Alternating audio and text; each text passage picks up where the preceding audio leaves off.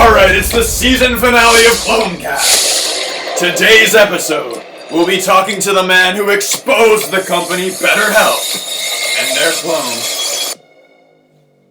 And we're gonna be asking him, who's a clone, who's not a clone? Today's episode. Alright, he's coming in. Talk to me, brother.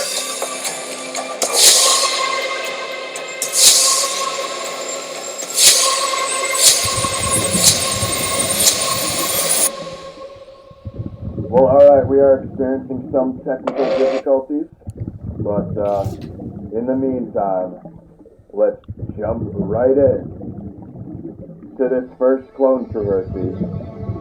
It's rapidly evolving.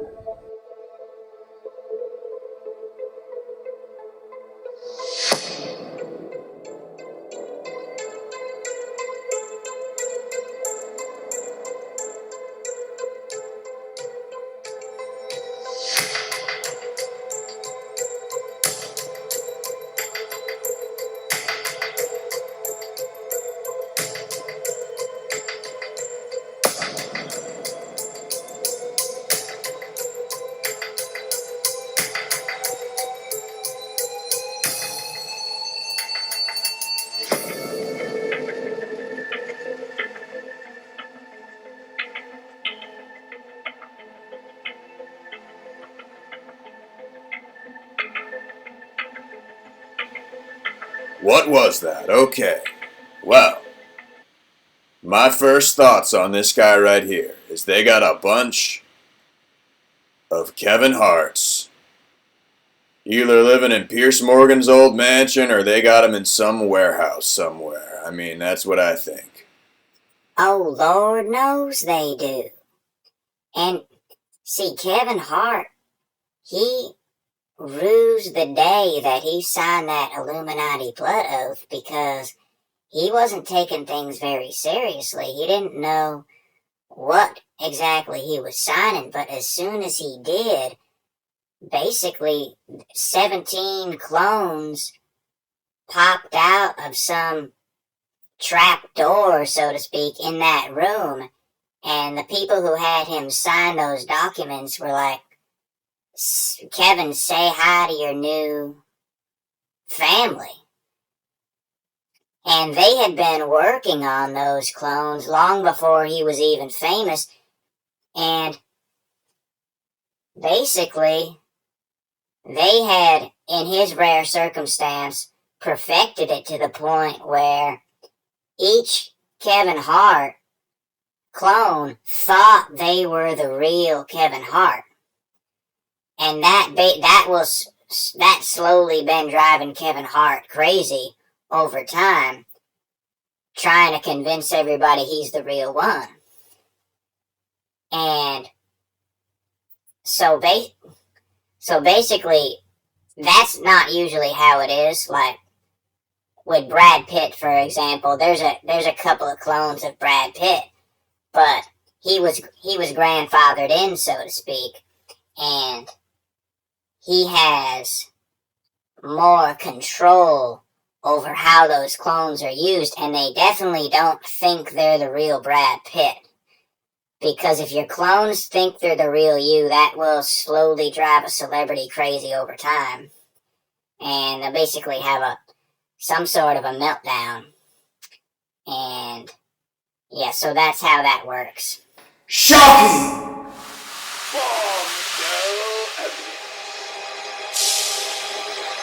Absolutely shocking!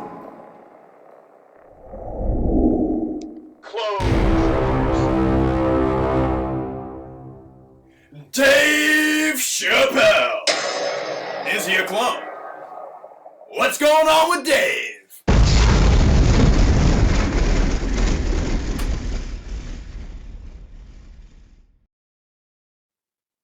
Now, I'm glad you brought up Dave Chappelle because, well, he's actually an example of how this cloning thing, it's not always as sinister as people might think. Now, don't get me wrong, there's evil people involved, but they're not always gonna, like, kill you and trap you in some lab or do something horrible like that. And in Dave Chappelle's instance, I happen to know that he got what you might call a sweetheart deal.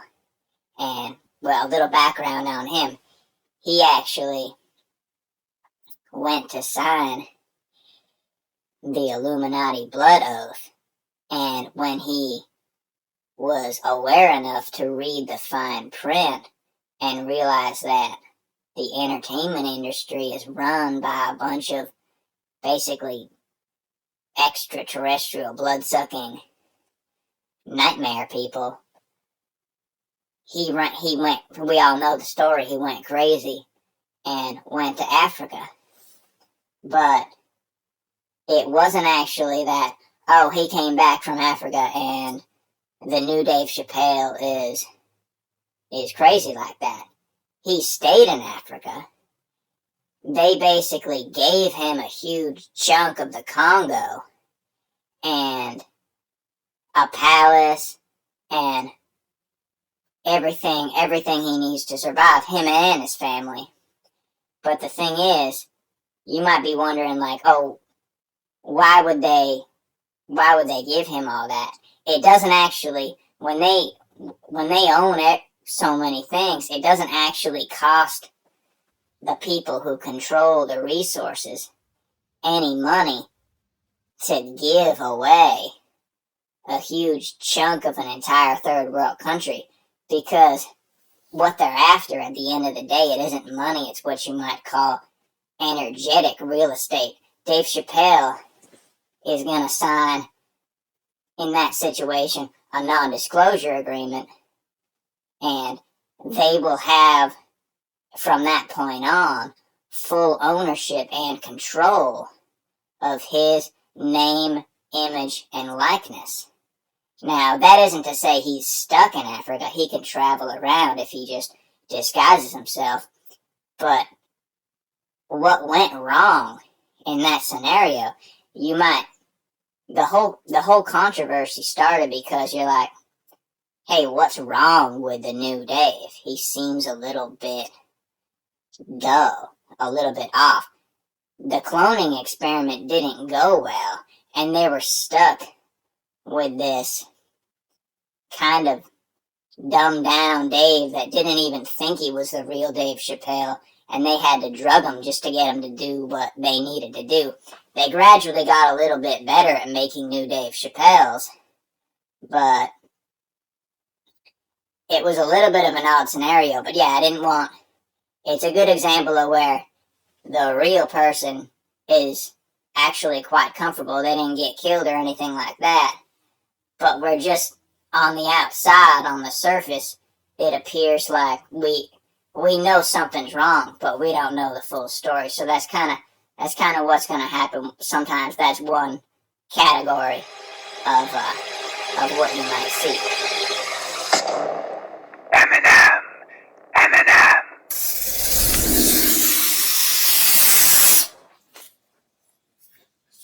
Hi, I'm Kim Kardashian. Tell me about Eminem.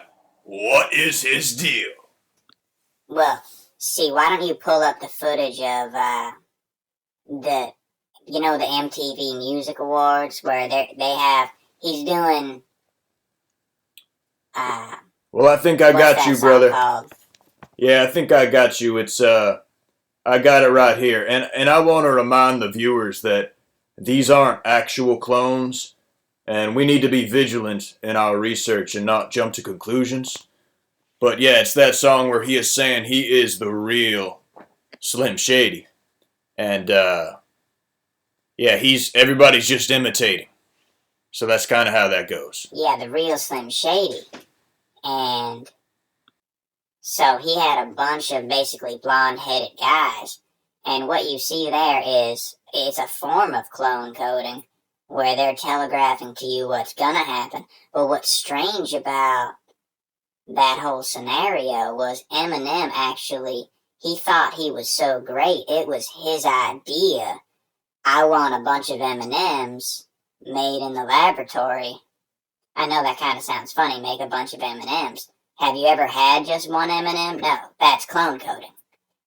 And Eminem wanted more and more M&Ms so that they could write more rhymes, make more beats, melodies, hooks, and he would be like a god walking the earth, more so than he already was in his own mind.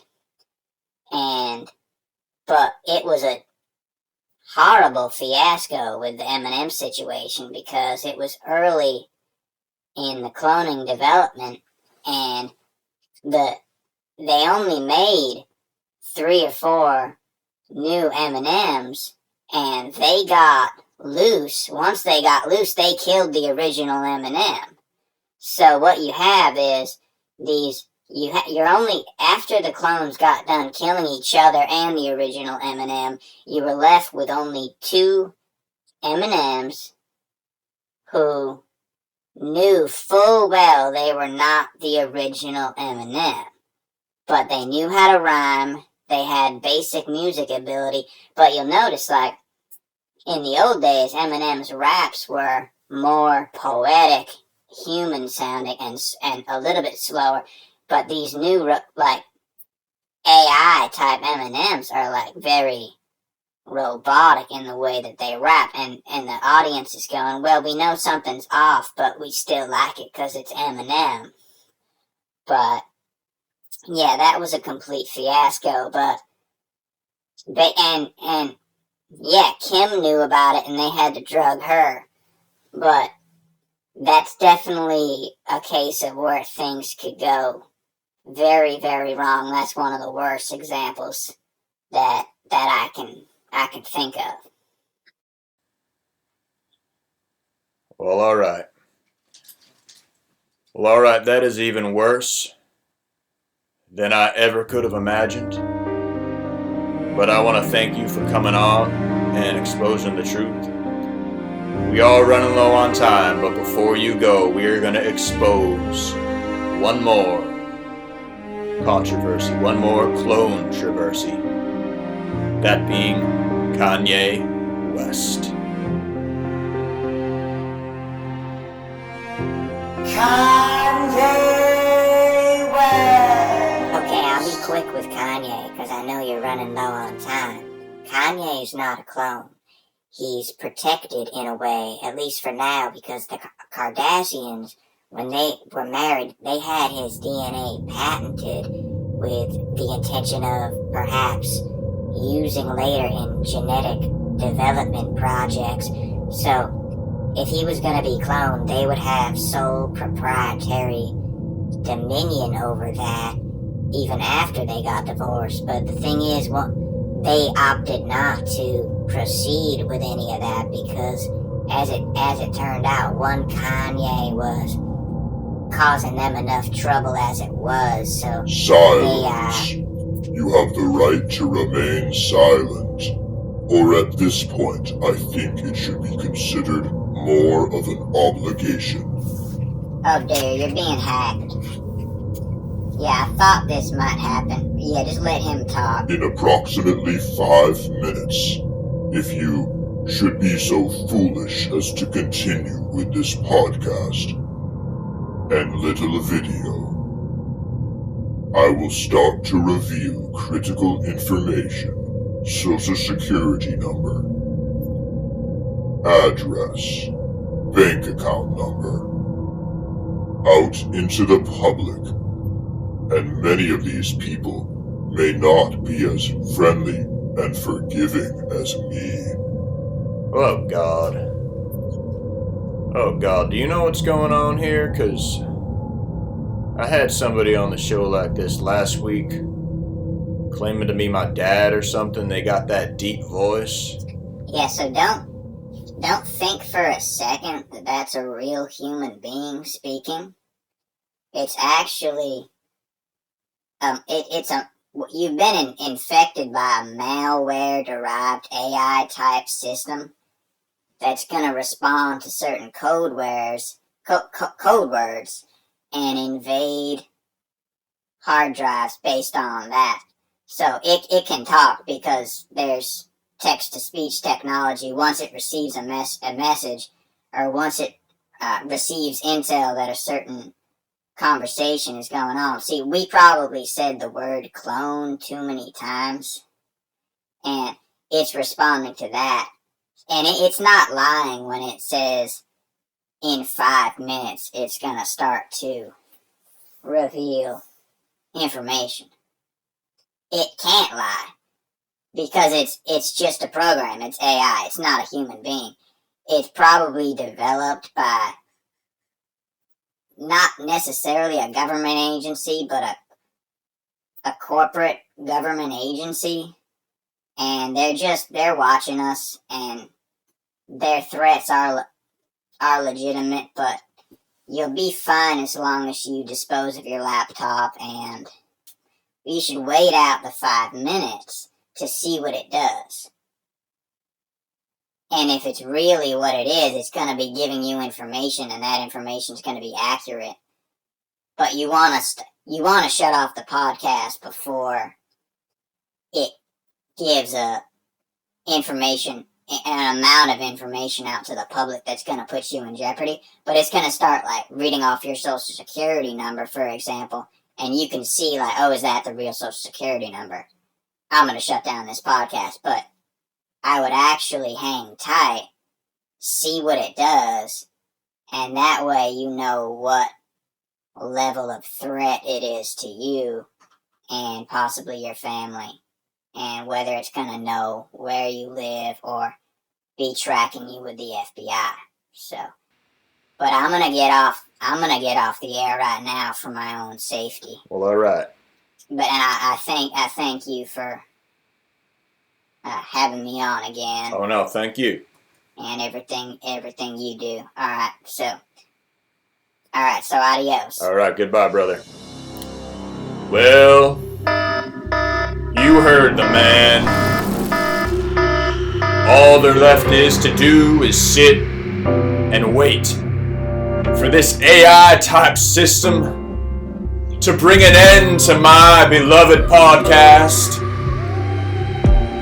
And they may have won the battle, but they will not win the war. We as a human society must stand up and fight when these deep-voiced ghost people come on our podcast and try to tell us that we can't have what is truly destined to be ours. Now that pipsqueak has gone away, I shall now reveal critical information that the FBI will use to track you down and bring you to justice. And the Kardashian and Kevin Hart Corporation will bring slander charges against you and make you fry in a court of law. Social Security number is as follows: O W X 1 2 3. Address 10. FBI, open up!